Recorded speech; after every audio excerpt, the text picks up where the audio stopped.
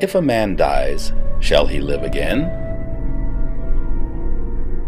What does it mean to be absent from the body and present with the Lord?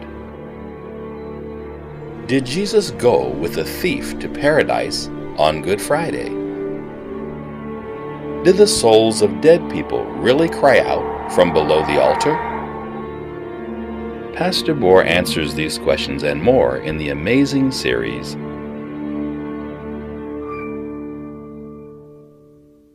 Shall we bow our heads for prayer?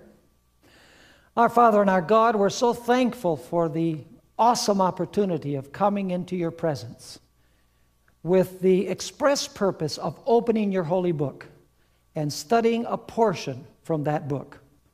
We ask, Father, that as we explore Philippians chapter 1 and verses 21 to 24, that your Holy Spirit will be with us, open our minds that we might be able to understand what you have for us. Help us to set aside all preconceived ideas that we might hear your voice. We pray this in the precious name of your beloved Son, Jesus. Amen. As I mentioned in my prayer, we're going to study today the passage that we find in the book of Philippians, chapter 1, and verses 21 to 24. And basically, in this series, we're dealing with texts that have been misused to try and teach that when a person dies, their soul departs the body and goes to heaven if the person was righteous, or perhaps to hell if the person was wicked. We're dealing with the texts that are used to try and prove that. We're not trying to sweep these Bible verses under the rug.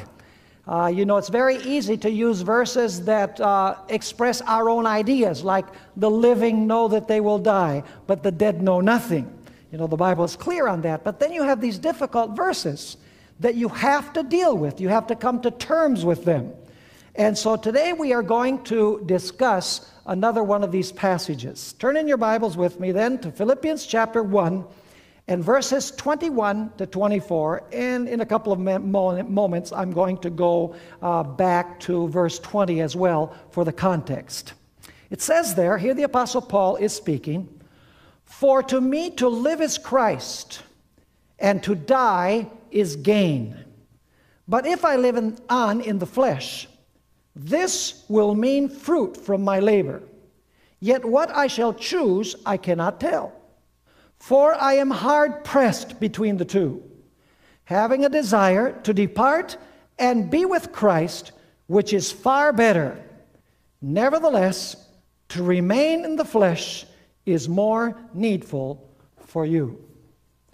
So basically, the idea that people get from this passage, as they read it with their preconceived notions, is that the Apostle Paul was very anxious to die and depart at the moment of his death so that he could be with Christ. That is, so that his soul could be with Christ.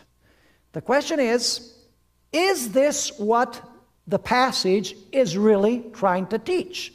And of course, as we examine it, we will notice that it is not teaching this at all. Now, I need to give you a little bit of historical context about the book of Philippians. This book was written by the Apostle Paul during his first imprisonment in the Mamertine prison in Rome.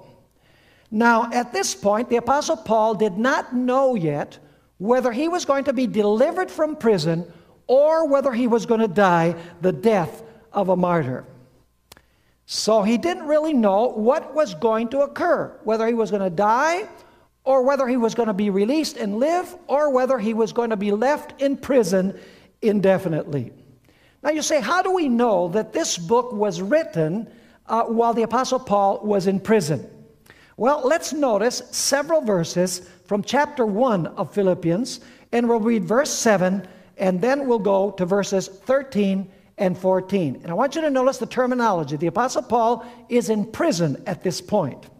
He says this, "Just as it is right for me to think this of you all, because I have you in my heart, inasmuch as both," notice this, "in my chains and in the defense and confirmation of the gospel, you all are partakers with me of grace. That's verse 7. Now let's go to verse 13. So that it has become evident to the whole palace guard. See, they're speaking about the guards at the prison. The whole palace guard, and to all the rest, that my chains, there's the idea of chains again, that my chains are in Christ. And most of the brethren in the Lord, having become confident by, here it is again, my chains, are much more bold to speak the word without fear. So very clearly, in context, the Apostle Paul is writing this epistle from prison. And according to those who have studied the chronology of the Gospels and the chronology of the books of the Apostle Paul, they say that this is the first imprisonment of Paul in Rome. Now I'd like us to go back one verse. We started at verse 21, but let's go to verse 20 and notice a very interesting and important expression here. It says in Philippians 1 verse 20, here the Apostle Paul once again is speaking, according to my earnest expectation. I want you to remember that expression, earnest expectation. By the way, that's the translation of one Greek word. The Greek word is apokaradokia. That's a long word. That's a mouthful, isn't it? Basically, that word is translated earnest expectation. And now notice, according to my earnest expectation and what? Hope. Notice that Paul had an earnest expectation and hope, that in nothing I shall be ashamed, but with all boldness, as always, so now also Christ will be magnified in my body, whether by life or by death. What does the Apostle Paul want? He wants to magnify Jesus in his body, whether it be alive or whether it be what? Dead. And you'll notice that he has an earnest expectation and hope. Now the question is, what was the earnest expectation and hope of the Apostle Paul? Was his earnest and expectation and hope that of dying and having his soul depart from the body and go to heaven to be with Jesus? Was that his earnest expectation and hope? Absolutely not. You see, we need to let Paul interpret Paul. So now we need to go to Romans chapter 8 and verses 19 to 23, where the Apostle Paul uses that very same Greek word, apokaradokia. Romans 8, 19 through 23. Here the Apostle Paul says this, for the earnest expectation, there's the same word, the earnest expectation of the creation eagerly waits for the revealing of the sons of God. You see, creation is eagerly waiting for the revelation of the sons of God. What does that mean? Verse 20, for the creation was subjected to futility, not willingly. That is because Adam sinned. Nature fell into futility, but it wasn't the choice of nature. And so it says, once again, verse 20, for the creation was subjected to futility, not willingly, but because of him who subjected it in what? Hope. So is there hope for creation? Yes, there is. Does creation have an earnest expectation? It most certainly does. Verse 21, because the creation itself also will be delivered from the bondage of corruption into the glorious liberty of the children of God. Is nature going to be transformed according to this at the same time that the children of God are transformed? Absolutely. And that's the earnest expectation of the children of God and of creation or nature. Verse 22, for we know that the whole creation groans and labors with birth pangs together until now. Not only that, but we also, who have the first fruits of the Spirit, even we ourselves groan within ourselves. And what are we groaning about? We're groaning so we can die and have our soul fly off to be with the Lord, right? Absolutely not.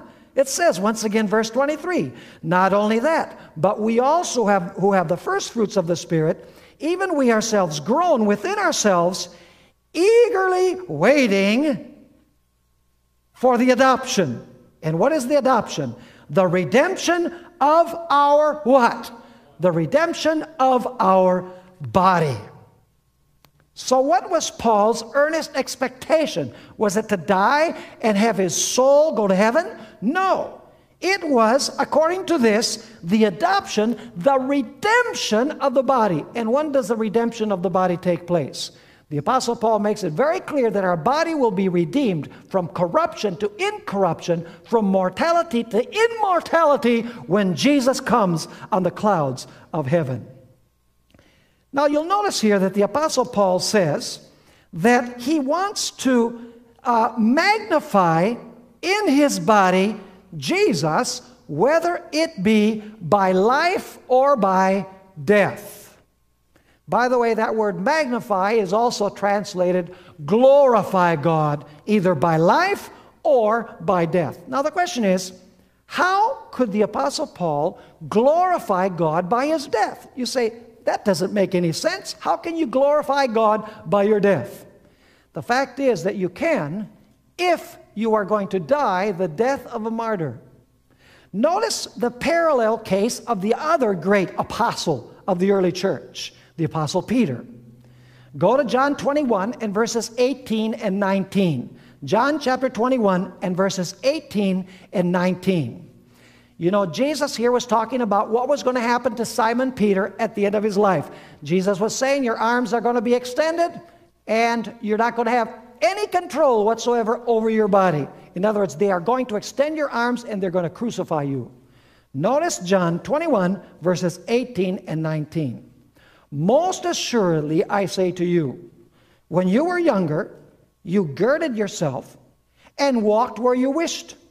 But when you are old, you will stretch out your hands, and another will gird you and carry you where you do not wish. And by the way, early church tradition says the Apostle Peter was offered the option of being crucified with his head up like Jesus was, but he chose that he could not die in the same manner as his master, and so he requested that they crucify him with his head down. Notice verse 19. This he spoke, signifying by what death he would, what? Glorify God.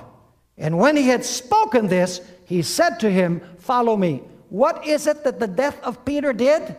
It glorified God, or it magnified God, because Peter was dying a faithful martyr to Jesus. By the way, we have another case in Scripture of a death of a great saint glorifying God.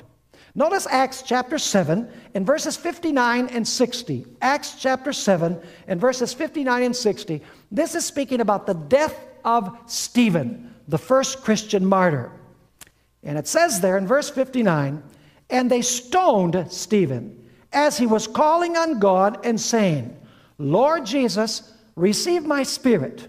Then he knelt down and cried out with a loud voice, Lord, do not charge them with this sin.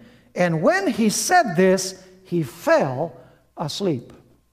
Let me ask you, did the death of Stephen bring glory and honor to God?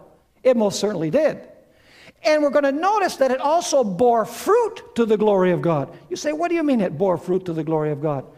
Do you know that according to the book Acts of the Apostles, when Saul of Tarsus was watching those people stone Stephen, and he saw Stephen with such a peaceful look on his face, and looking to heaven, and speaking to Jesus at the right hand of God, Saul of Tarsus was greatly impacted, and he knew that Stephen had something that he needed.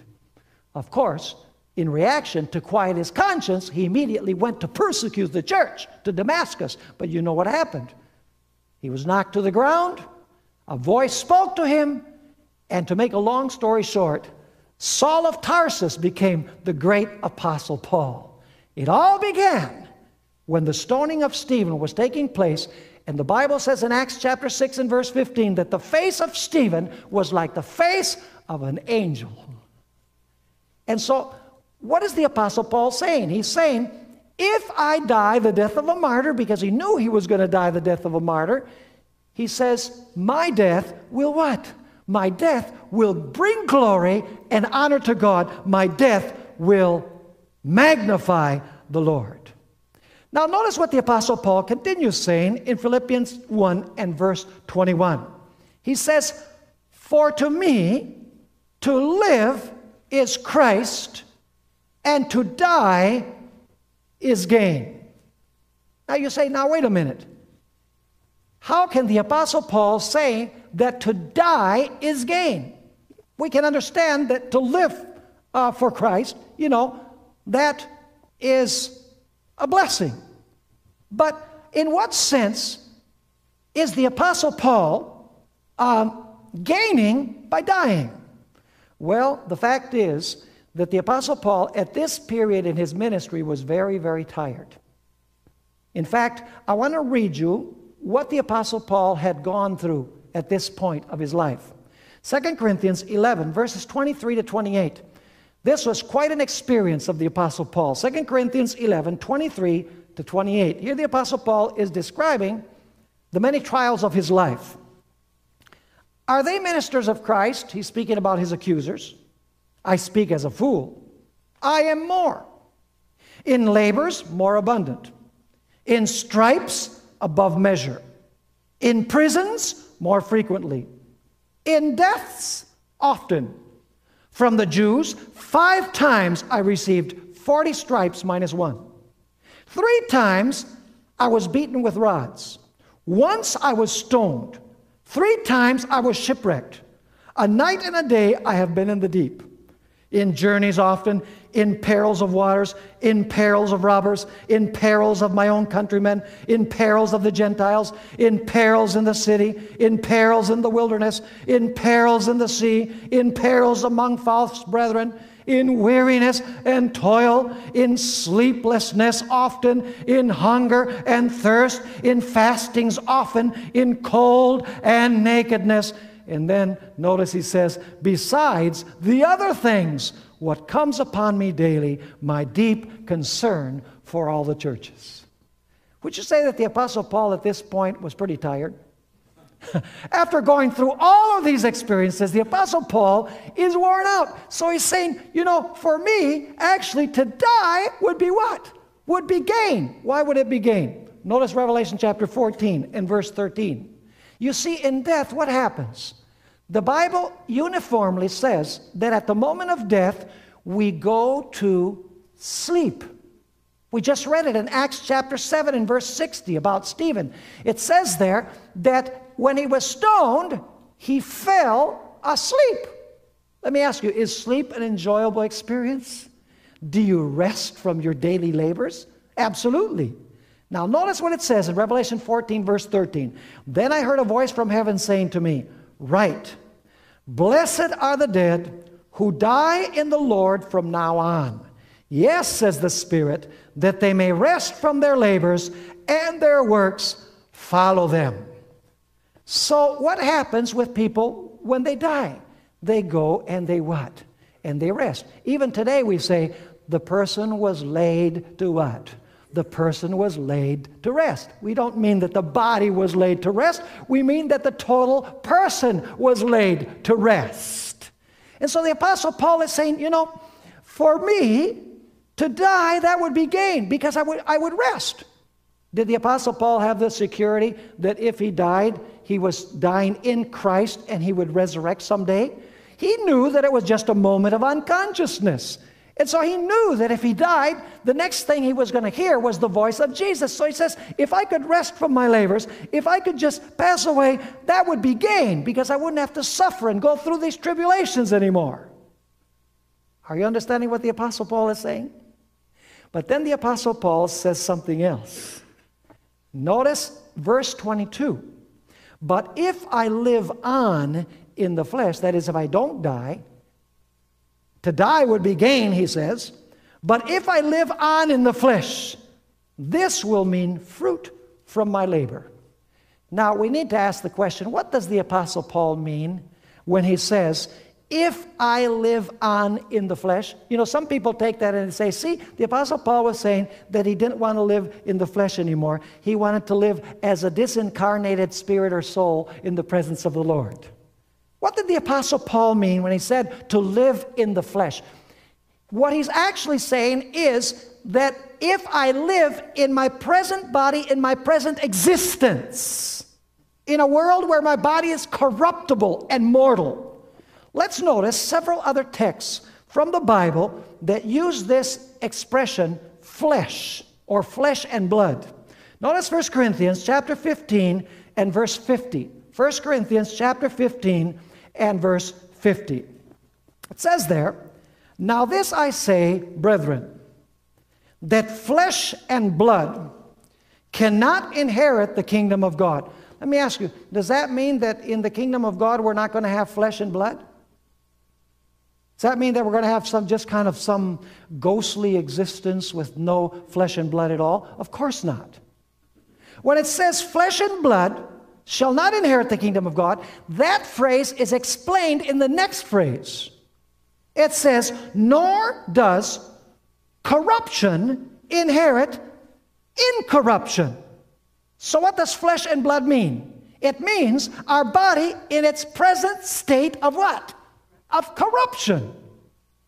It's not talking about living in a spirit existence outside the body. When the Apostle Paul says to live in the flesh with flesh and blood, he's saying to stay in this body which is mortal and corruptible is better right now because it will bear fruit. We'll talk about the fruit in a few moments. By the way, when God's people resurrect, are they going to have a body? A real body? Yes. What kind of body? Well, go with me to 1 Corinthians chapter 15, and let's start at verse 51. We're already there. Behold, I tell you a mystery. We shall not all sleep, but we shall all be changed. In a moment, in the twinkling of an eye, at the last trumpet. For the trumpet will sound, and the dead will be raised. How? Incorruptible, and we shall be changed. Now notice this. For this corruptible, that is this flesh that we have now, this corruptible must put on what? Incorruption, and this mortal must put on immortality. So, when this corruptible has put on incorruption, and this mortal has put on immortality, then shall be brought to pass the saying that is written, death is swallowed up in victory. O death, where is your sting? O Hades, where is your victory? So let me ask you, are we going to have a body in the kingdom come? Yes, we are. What kind of body? Immortal and incorruptible.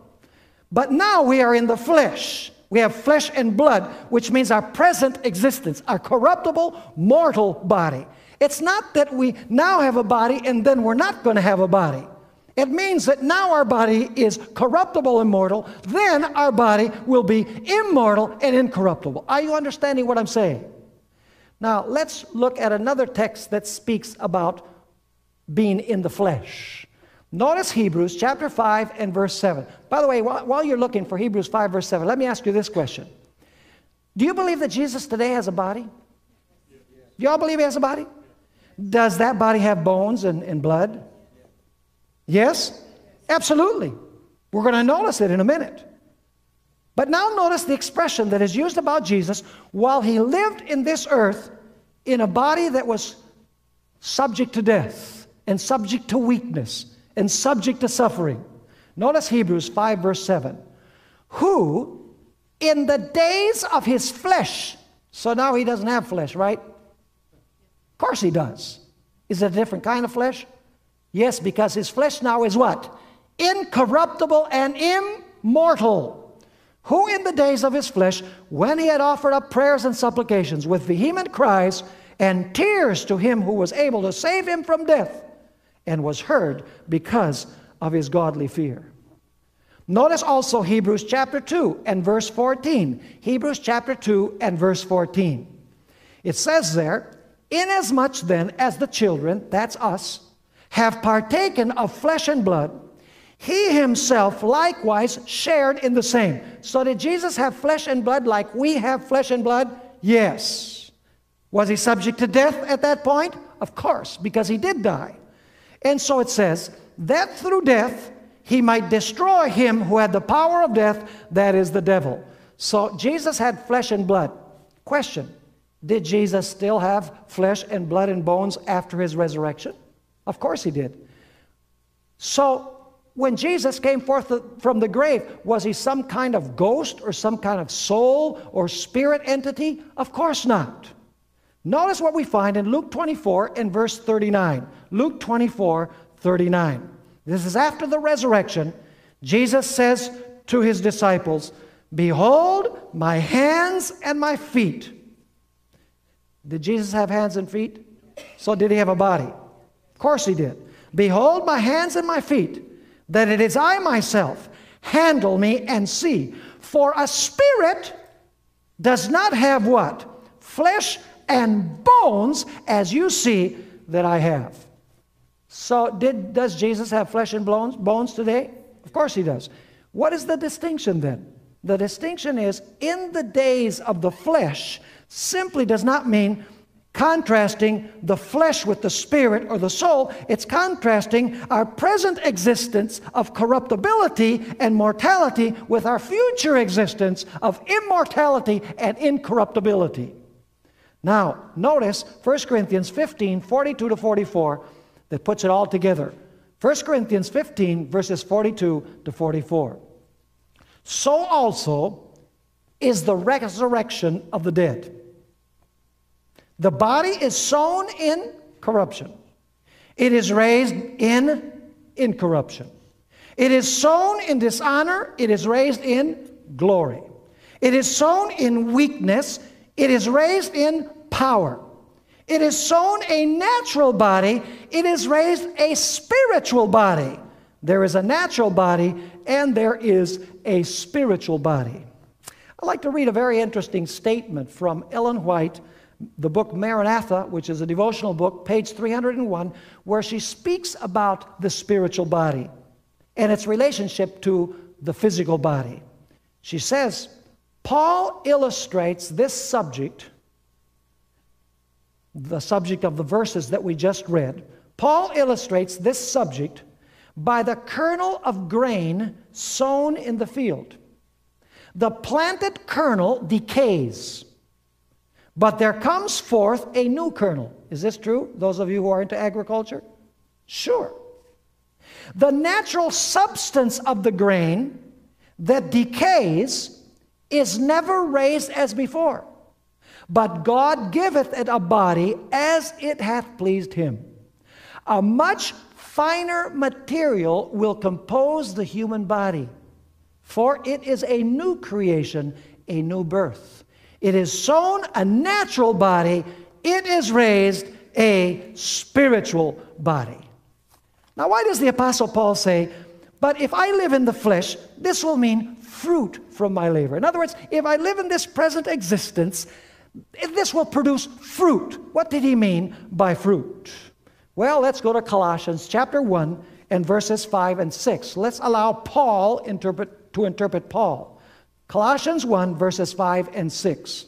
Here the Apostle Paul says, because of the hope which is laid up for you in heaven, of which you heard before in the word of truth of the gospel.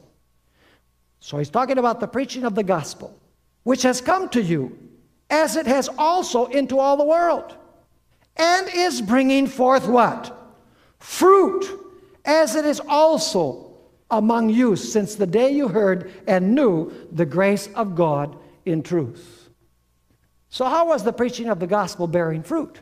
It was bearing fruit because souls were being won to the kingdom of Jesus Christ. Notice also John 12 and verse 24 on what the Apostle Paul means that if I live in the flesh, in other words, if I live in my present existence, in my corruptible mortal body, I'll be able to preach the gospel and people will come to the feet of Jesus and be saved. John chapter 12 verse 24 speaks about some Greeks that come to Jesus and they want Jesus to come and preach over in Greece. And Jesus says something strange. He says, you know, it's not time to go to Greece now. The time has come for the Son of Man to be glorified. The time has come for me to die, is what he's saying. Notice John 12, verse 24. Most assuredly I say to you, unless a grain of wheat falls into the ground and what? And dies, it remains alone. But if it dies, it produces much what? Much fruit or much grain. And of course, that's talking about souls that are saved. So the Apostle Paul is very clearly saying that to live in the flesh in his present existence will allow him to preach the gospel, and as a result, he will have the fruit of souls coming to the feet of Jesus. So he says, if I live in the flesh, I'm going to bring souls and fruit to Jesus. If I die, he says, God will be glorified and he will be what? And he will be magnified. So now he says, I don't know which of the two options I should choose. Notice Philippians chapter 1 and verses 22 and 23. See, the Apostle Paul is caught between a rock and a hard place. He says, for me, to die would be gain. Because, I would magnify and glorify God by the death of a martyr, and I would rest from all of my trials and tribulations and labors. He says, but if I live in the flesh, in my present existence, I can preach the gospel and I can bear fruit. So he says, now I don't know what to choose. I don't know whether to live in the flesh, or I don't really know whether it would be better to die and to rest. Up till this point, he has how many options? 2 options. But now suddenly, a third option is going to appear. And you say, what is the third option? Philippians 1, 22 and 23. It says, yet what I shall choose I cannot tell. He says, whether to live in the flesh or whether it is to die, I can't tell. For I am hard pressed. In other words, I'm torn between the two, that is, dying or staying. Having a desire to depart. Now notice, here comes a third option. He says, I don't know what to choose. Whether to live in the flesh or whether to die. He says, but now a third option comes. He says, having a desire to depart and be with Christ, which is far better. Departing and being with Christ is far better than what? It is far better than living in the flesh. It is far better than what? Than dying.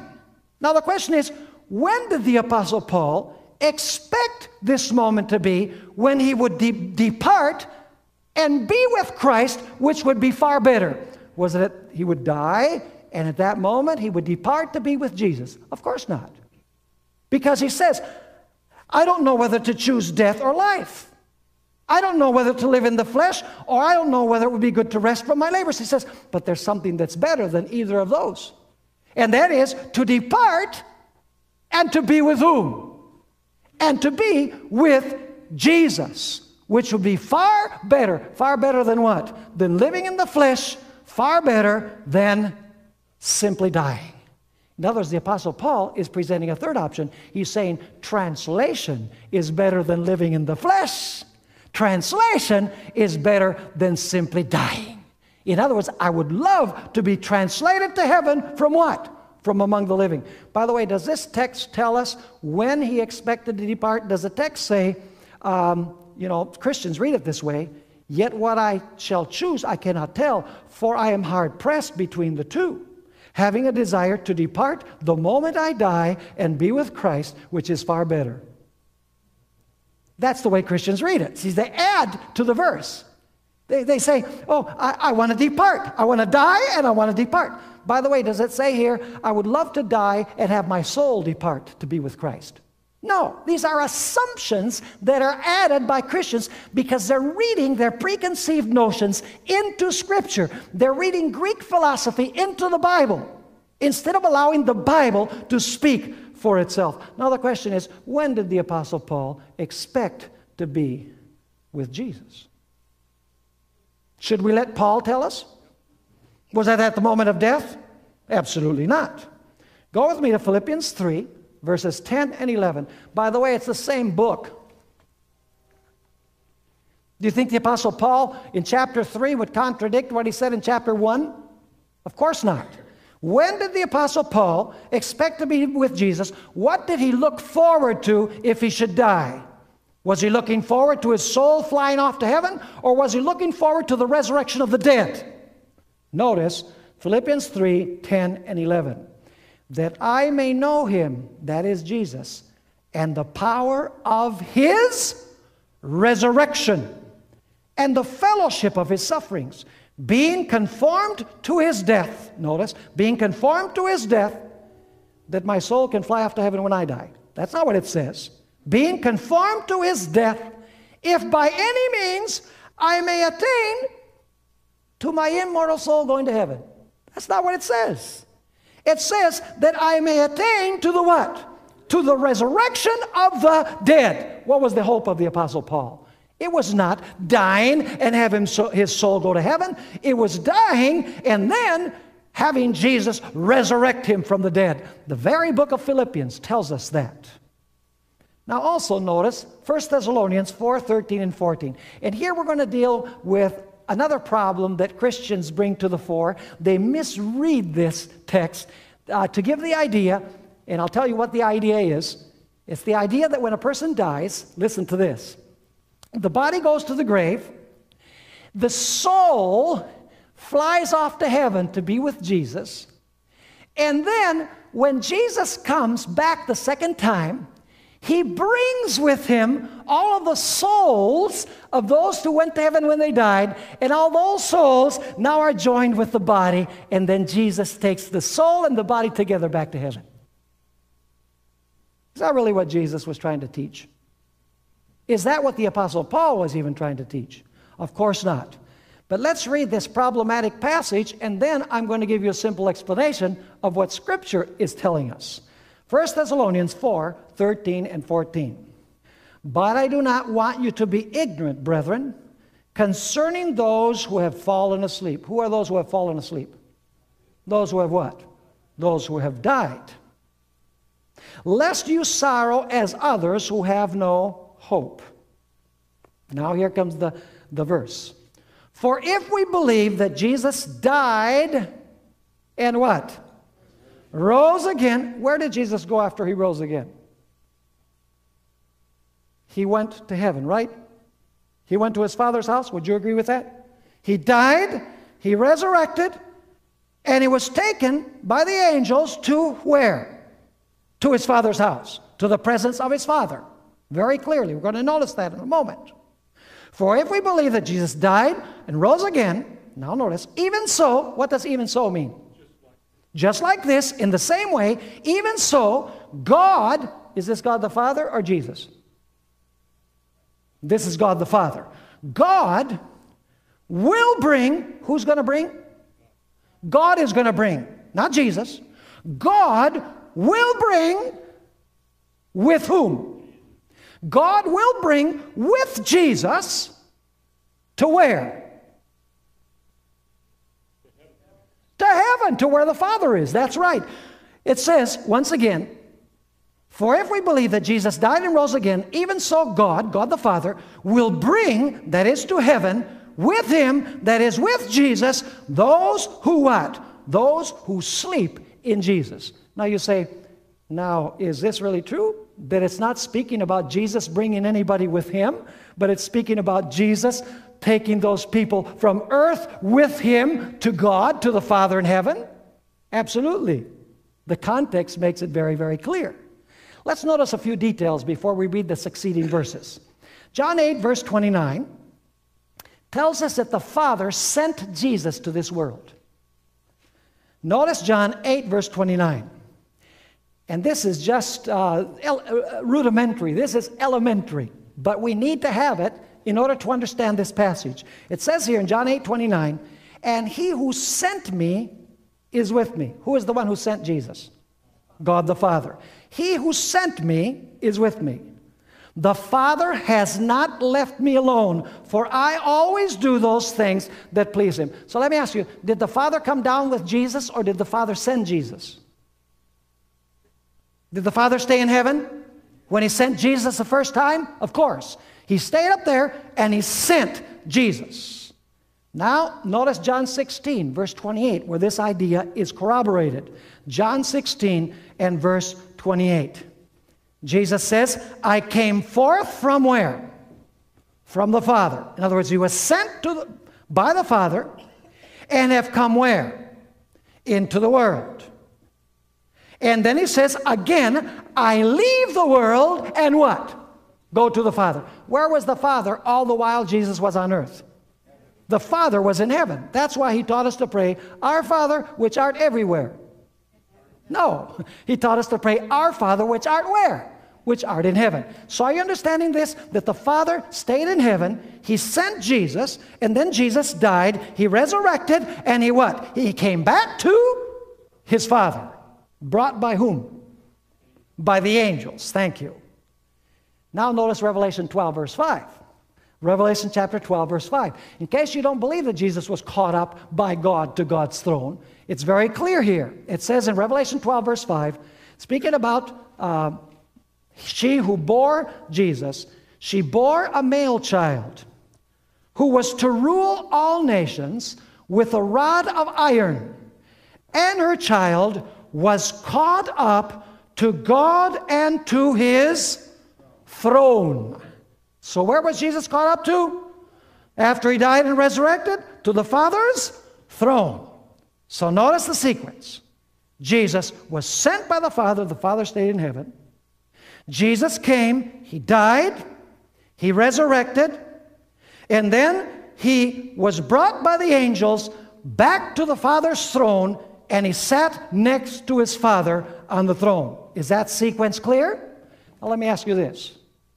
When Jesus comes to this world a second time, is the Father coming with him? No. You say, no? No. Just like the first time, the Father is going to be in heaven. I'm going to prove it to you in a moment from Scripture. In other words, the Father is going to stay in heaven, and he's going to send Jesus with all of his what? With all of his holy angels. And somebody says, but Pastor Bohr, what about that text that says that Jesus will come in the glory of his Father? Well, the fact is that Jesus is always in the glory of his Father. Notice Hebrews chapter 1 and verse 3. It says that Jesus is the brightness of the Father's glory, the express image of his person. So Jesus always bears the glory of his Father. Coming in the glory of his Father is different than saying that he comes with his Father. Are you with me or not? Now let's read a very interesting text. Acts chapter 3, verses 19 and 20. Acts chapter 3, verses 19 and 20. Here Peter is speaking after the day of Pentecost, and he says this, repent therefore and be converted, that your sins may be blotted out. I won't go into that right now. That's not talking about forgiveness, because the Apostle Peter has already talked about forgiveness or remission of sins in Acts chapter 2 and verse 38. Forgiveness of sins. Blotting out of sins is different, but I won't get into that. Repent therefore and be converted, that your sins may be blotted out. Now notice this. So that times of refreshing, that's the outpouring of the Holy Spirit in the latter rain, and so that times of refreshing may come from the presence of the Lord. Who is that Lord that is spoken of there? From the presence of the Lord. That's God the Father. Because it continues saying, from the presence of the Lord, and that he may, shall or may in the New King James, so that he shall or he may what? Send Jesus Christ, who was preached to you before. Is the Father going to send Jesus? Yes. So if he sends Jesus, he is not coming with Jesus. Now you say, Pastor, why do you go through all of this detour? It's not a detour. It's background to understanding these verses in 1 Thessalonians 4:13 and 14. Now let me just put it succinctly and simply. Jesus was sent by the Father to this earth. He died, he resurrected, he was caught up by the angels and taken back to the Father's throne. Is that the same thing that's going to happen with those who died and resurrect? Remember, even so, the Apostle Paul says, even so will happen with God's people. You see, God's people also will die, and they will what? And they will resurrect, And who will be sent from heaven? Jesus, along with what? All of the holy angels. And God's people will be caught up to meet the Lord in the air. And then where will God's people be taken to? They will be taken to the Father's house. So let me ask you, is the Father bringing with Jesus all of those who went to sleep? Of course He is. But you see, it's not Jesus bringing the sleeping saints down.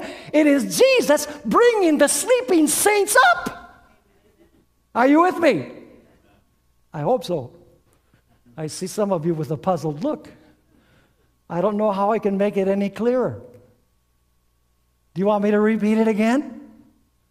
Not necessary? No? Yes? No? Maybe? No, it's clear. Now you say, Pastor, is your interpretation really correct? Well, let's continue reading the verses that come afterwards. It's absolutely clear that this is not talking about Jesus bringing with Him. It doesn't say that Jesus will bring with Him. It says that God will bring with Jesus to where He is. Notice 1 Thessalonians 4, verse 15. For this we say to you by the word of the Lord, that we who are alive and remain until the coming of the Lord will by no means precede those who are asleep. Who goes to heaven first? Those who went to sleep, those who died, or those who are alive when Jesus comes? Who goes to heaven first? Neither one of them goes first. So much for the idea that when the dead died, they went to be with the Lord. Because the Apostle Paul says, no, they didn't. They go together with those who are alive when Jesus comes. Notice verse 16. For the Lord Himself will what? Descend from heaven. Is He coming again? What's He coming for the second time? He's coming to pick up His people and bring them with Him where? To the Father's house. So it says, for the Lord Himself will descend from heaven with a shout, with the voice of an archangel, and with the trumpet of God. And the dead in Christ will rise first. Now notice, the dead in Christ will rise first. Then we, who are alive and remain, how many groups? 2 groups. Who are alive and remain shall be what? Caught up together with them in the clouds to meet the Lord in the air. So He comes down and we go what? And we go up and we meet Him in the air. And then what happens after we meet Him in the air? We go further up to the Father's house. Jesus said, in my Father's house are many mansions. If it were not so, I would have told you. I go to prepare a place for you. And if I go to prepare a place for you, that is in the Father's house, I will come again and receive you to myself, that where I am, that is in the Father's house, that where I am, there ye may be what? There ye may be also. So this text is not saying at all what Christians think it's saying. You see, they don't read carefully what Scripture is saying. They don't read the context. They just interpret Scripture in the light of the traditions that they have received repeatedly over and over again. They do it with the story of the rich man and Lazarus. They say, yes, he went immediately after death, and he was talking down there when he was burning. Interesting. They say the thief on the cross, that very day he went with Jesus to paradise. We notice that Jesus did not go to paradise that very day. He went to the grave. The thief didn't go to paradise either because he wasn't dead. And then people say, well, but what about the witch of Endor? You know, didn't the witch of Endor bring Samuel before Saul? We studied. No, there's no way when you look at the story. That good Samuel, who by the way is going to live again at the resurrection according to Hebrews chapter 11, would appear to wicked Saul and say, hey Saul, tomorrow you're going to be in the same place where I'm at. Be real. When we read that story, how can we come to conclusions like that? Trouble is, we trust our religious teachers. We accept it as gospel truth. But God is not going to ask us, what did your pastor believe? What did your priest believe? He's going to say, did you have a Bible and did you read it? Did you study it? He's not going to accept any excuses from us saying, oh no, my pastor told me, or my priest told me. Jesus is going to say, did you have a Bible, yes or no? There'll be no excuse in that day. The uniform concept of the Apostle Paul, and I'm going to mention 3 passages. We've looked at 2 of them, and in our next lecture, we're going to look at the 3rd. I'll go through this quickly. 2 Corinthians chapter 5, the Apostle Paul speaks about 3 options.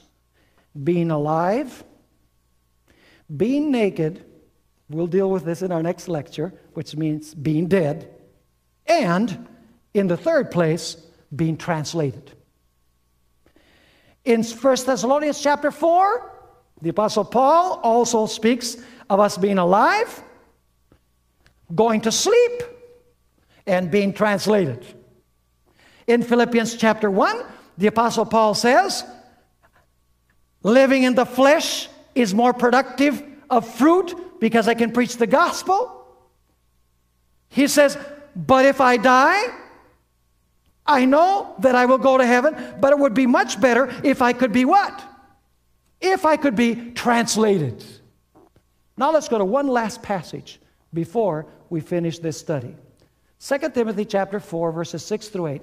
The Apostle Paul is in the Mamertine prison for the 2nd time. This is his 2nd and last imprisonment. He's about to be beheaded. I want you to notice here when it is that the Apostle Paul expected to receive his crown. It's not at the moment of death that he expected to receive his reward.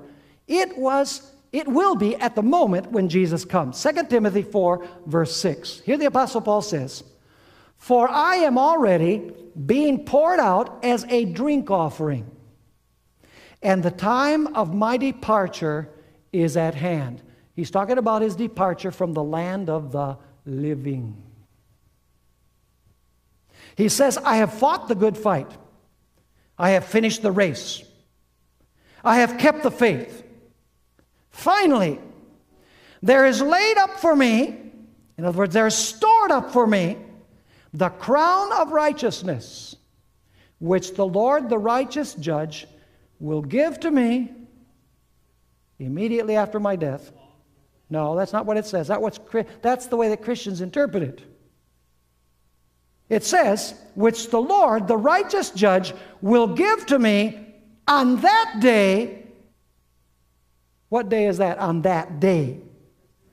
The day when Jesus comes. That's right. On that day, and not to me only, but also to all who have believed his appearing.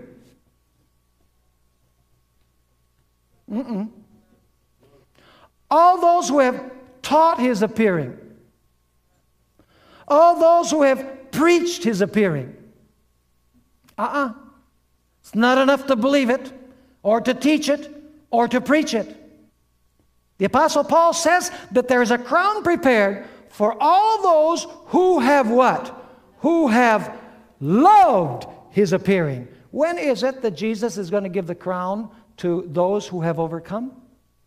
It is not at the moment of death that we receive our reward. It's not at the moment of death that Jesus receives us into glory. It is on that day when Jesus gives the crown to Saul of Tarsus, who became the Apostle Paul, that he will give that crown to everyone who has received Jesus as Savior and Lord. This is the glorious hope of the church, folks. 1 John chapter 3 and verse 2. 1 John chapter 3 and verse 2. Oh, what a beautiful promise. Beloved, now we are children of God, and it has not yet been revealed what we shall be. But we know that when he is revealed, we shall be like him, for we shall see him as he is. And then in the very next verse, the Apostle John says, everyone who has this hope in him purifies himself, even as he is pure. You see, by contemplating Jesus every day, we become like him. Beholding as in a mirror without a veil the glory of the Lord, we are being changed from glory to glory into the same likeness. And it's not at the moment of death that we're going to be with Him.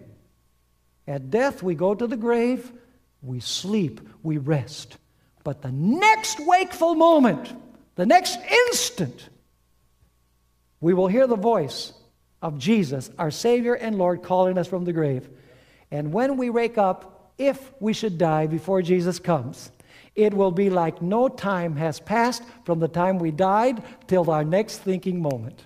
So there is a certain sense in which the moment a person dies, at the very next moment, they're going to be with the Lord. We know that there's a period that transpires between death and the moment of the resurrection, but the dead person doesn't know. You see, for the dead person, he dies now, and his next thinking moment is hearing the voice of Jesus. There was no separation for the person who was dead. Isn't that a marvelous thought? That there is no separation for those who are in Christ Jesus.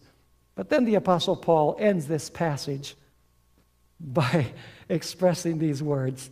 See, he loved people. He loved souls. And so he says, you know, to die would be gain. To live in the flesh would bear fruit.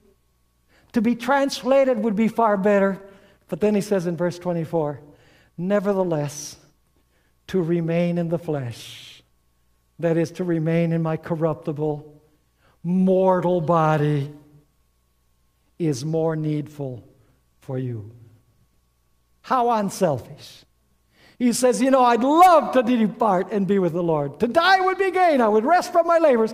And Jesus then would come to call me forth from the grave. But he says, it's really more necessary for your sake for me to remain, because I still have to preach the gospel. I still have to proclaim the message to the world. I still have to harvest much fruit for the Lord as a result of preaching the gospel. So the Apostle Paul says, though to die would be gain, though to be translated would be far better, to stay in the flesh in my present existence is more needful to you.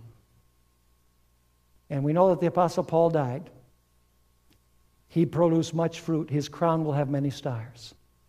The question is, are we so close to Jesus that when His voice calls, we shall also hear His voice and go to live with Him forever?